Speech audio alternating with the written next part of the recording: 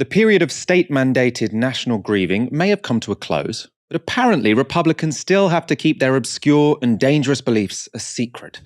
Take a look at Sky's Kay Burley grilling Labour's James Murray. Were you aware? I've got my pamphlet, that's the Labour Party pamphlet that's sent out with our accreditation. And I noticed that there was a fringe event at the conference organised by a group called Labour for a Republic, talking about whether we should abolish the monarchy. Seems terribly inappropriate at the moment.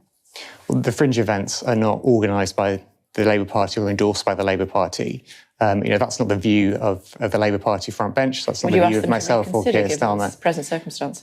I'm not in charge of conference arrangements, but what I would say is that what I've been doing as an MP over the last week and a half, what Keir Starmer's been doing, and what the whole party has come together around is showing our thanks for 70 years of service and devotion to duty from Queen Elizabeth II. I get that, and you want to distance yourself from it, but nonetheless, you don't really want these sort of events taking place anywhere near a Labour Party conference, surely.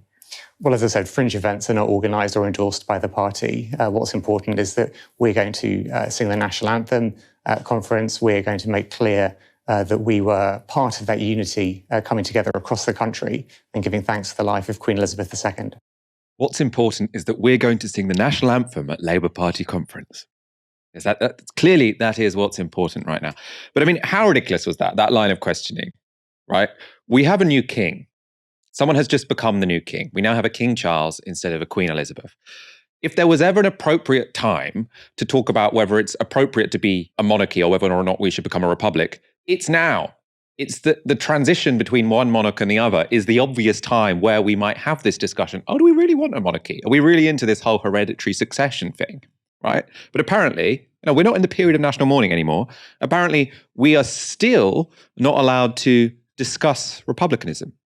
And obviously, Labour are jumping through hoop after hoop after hoop to say, no, we love the Queen just as much as the Tories, even more than the Tories. We made our Twitter avatars just complete black screens, whereas the Tories, those treasonous bastards, kept their faces on their Twitter profiles. We're the true moralists. Even though the leadership are doing that, journalists are still trying to catch the Labour Party out because there are some people, a group of people who would dare to be members of the Labour Party and not only believe in republicanism, but feel brave enough to discuss it. These aren't just, you can be a Republican, but keep it to yourself. Keep it. I don't mind people being Republicans in the privacy of their own homes, but don't rub it in our faces. That seems to be what Kay Burley is saying, which is pretty strange considering what we're discussing here is a very key constitutional question for the country that we all live in.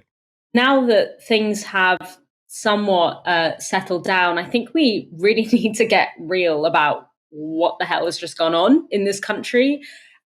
First of all, to just get it out of the way because it's barely relevant. James Murray's answer, cowardly, boring, meaningless. So quite a good avatar for the Labour Party itself right now. There should be absolutely nothing controversial about a Labour movement and therefore a Labour Party having a problem with the notion of one family owning almost all of the land in this country. Land ownership is pretty much one of the most classic, kind of indefatigable forms of class power, right? So that should be pretty standard Labour politics, small L Labour politics. But even if today's Labour Party, wants to kind of abandon those roots and wants to act like this is controversial, which it isn't, then there would still be a really easy way to answer this question without looking evasive and clownish and weak. It's just 2 words, free speech. Despite the past few weeks, we actually aren't supposed to be living like feudal peasants who can expect to be hung, drawn, and quartered in the town square for questioning the divine right of monarchs to rule. And just because yes, I understand, popular monarch has died, does not mean that our standard for protected speech and freedom to organize should be questioned. If people want to express and campaign for a change in any governing body in this country, whether it's a ruling monarch or a ruling government, then they have the right to do that. This is, a republicanism question, but it's also more than a republicanism question, because for many people, republicanism is not just about, or the critique of the concept of a royal family is not just about a theoretical understanding of how, the constitution should be governed in this country. It's also rooted in a very deep and painful history. And many of those whose ancestors were colonized and displaced by institutions that are represented by monarchism have been asked to show a huge amount of grace to the feelings of those to whom the monarchy represents stability and safety. Obviously, that is not what the monarchy represents for a lot of the world, but there has been demands to show grace for those feelings. And yet, very little grace has been shown for the feelings of people who have legitimate critiques and legitimate complex feelings about the monarchy.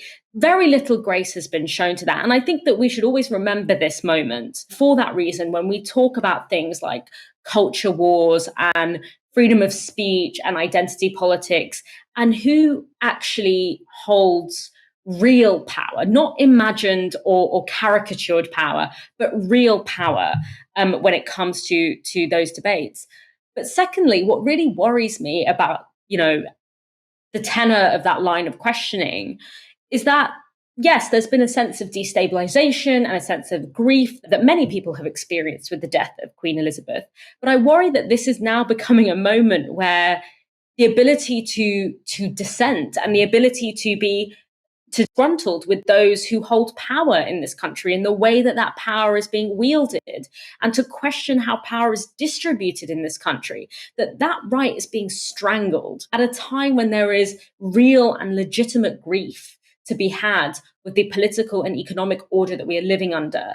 This moment is kind of being used to paper over the cracks and the dissent that is bubbling under that surface. The unity is not real in the sense that we aren't having a unified experience of those material questions around how the next few months, few years are going to look like. We aren't united in our experience of the cost of living crisis. We aren't united in our experience of economic crisis and the contraction of the job market. We aren't united in our experience of the mounting attack on our human rights. And so it's really important that we don't confuse the kind of symbolic and emotional unity that many have felt in this moment with the very real fact that the country on a material level is more divided and more separate than ever.